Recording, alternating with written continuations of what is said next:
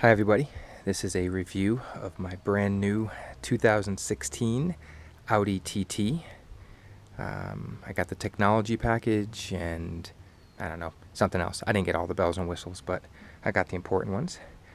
I got the, was it Floret Silver, the base 18-inch wheels. I'm getting the tint put on the window here this week, as well as the clear bra. I just washed it. It's a good color. It doesn't show the dirt as bad as other colors I've had. This is a good angle because you can see shade and sun. They've moved the Audi logo to the actual hood rather than the grille. It's got a more aggressive look than previous models. I've been told it looks like an angry TT, slanty eyes and just mad, which I think it looks awesome. It's the 2+2, but just like before, you need someone who's about under 5 feet to actually fit in the back seat. Even the base model has the dual exhaust. I'm not going to go too much into how it drives. There's a million reviews on the market for that, but needless to say, it's pretty peppy. On the interior, we've got the digital dash that everyone's talked so much about.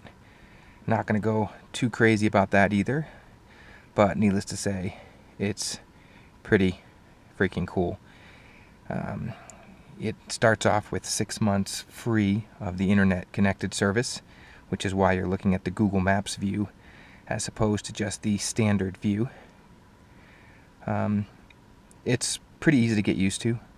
I'm kind of a geek, so I knew most of the features within the first few hours, and I've had the car a week now, and I can navigate through all the features, really quick.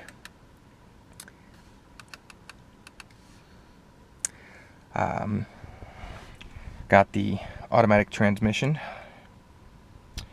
black Napa seats. There's the back seat.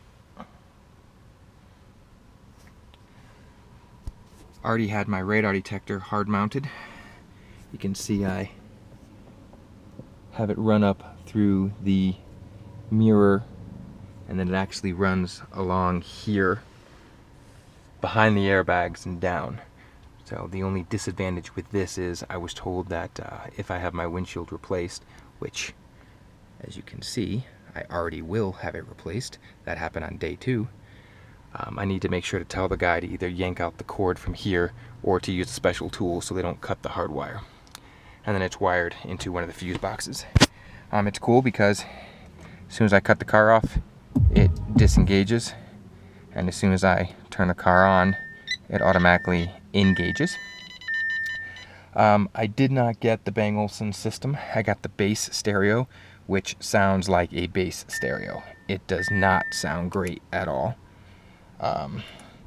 But part of the reason I wanted to do this review is I just had a 10-inch custom sub enclosure hardwired. So I was afraid that they were going to have to take apart all of this. Turns out they didn't. This down here, where you've got your SD cards and your CD, is actually your radio. So if you want to wire anything into your system, they actually wire it into this. So they don't have to take apart the entire dash, which is really awesome. So basically they ran the wires from here down along the side and into the back, which I will show you what that looks like.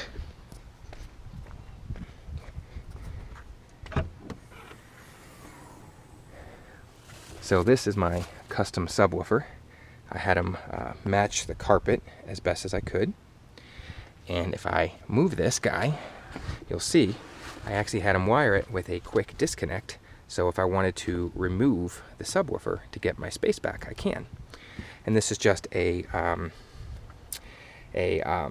JL 10 dub 1 with a custom enclosure. It's got the protective grille on it just in case. So I'm going to go ahead and disconnect that. Let me put this down someplace where it won't fall. I can do a quick disconnect, just like this. I can take the sub out of the car.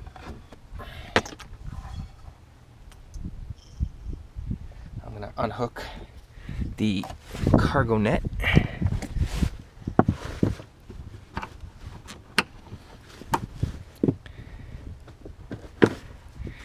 And I'll show you what they did with the amp. Now there's not a lot of room in this car at all.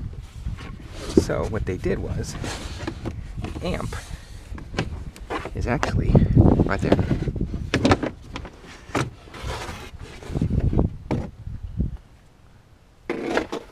The amp is a kicker, and it fits right there where the tools would normally go. That's a 500 watt single channel amp, and it fits perfectly. They mounted it down here, fits perfectly down there. Of course, you have your battery and your tire, so you don't have to lose anything. There's no room under the seats, and without having them go into one of these side panels to mount something, there isn't really any place for them to mount. So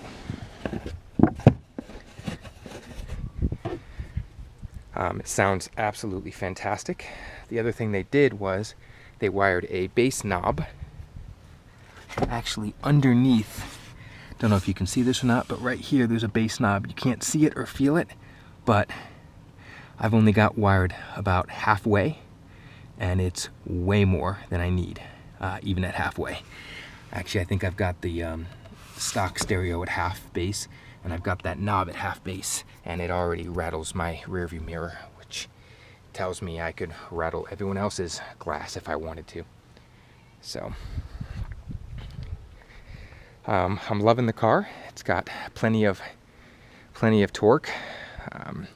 It actually is 0 to 60, pretty much the exact same speed as my base Porsche Boxster was. It feels quicker because of the turbo, so it's torquier in the lower RPM range. Turbo kicks in, I'd say around 2200 RPM, and then it just takes off. I mostly drive it in auto mode. Dynamic, I don't like the fake noise, and it revs a little bit too high for me, so I leave it in auto. If you push down on your automatic shifter one time, it goes into sport mode, and push it down again and it goes off. So I've used that a few times. The paddle shifters work good. The clutch is not as good as the PDK in the Porsche, but it's super good. It's just, you know, Porsche makes the best dual clutch automatic in the world, so no, there's no competing with that.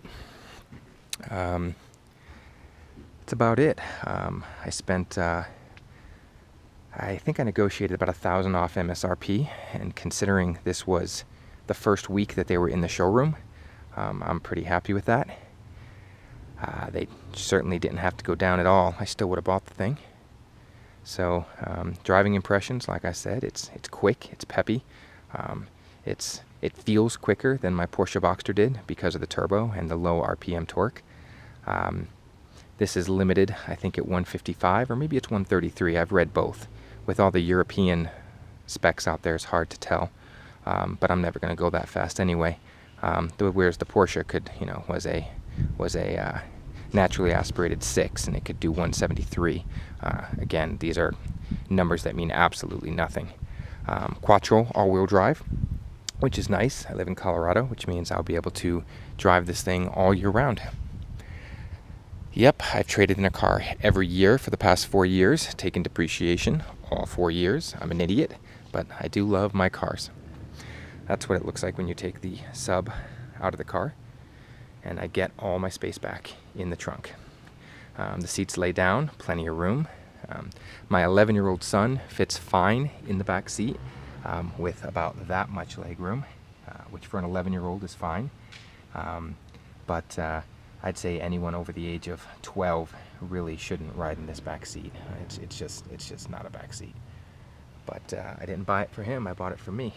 My wife's got the SUV. That's it. If anyone has any comments or any specific questions about the car, let me know. I will try to respond back. But so far, coming from a Porsche Boxster, I'm actually really, really happy with this move. It's the only thing I miss is the looks you get in the Porsche Boxster. But at the same time, that's part of what made me nervous about the Porsche Boxster. Every time I would park it somewhere, I was worried someone was gonna, slash my tires just out of spite.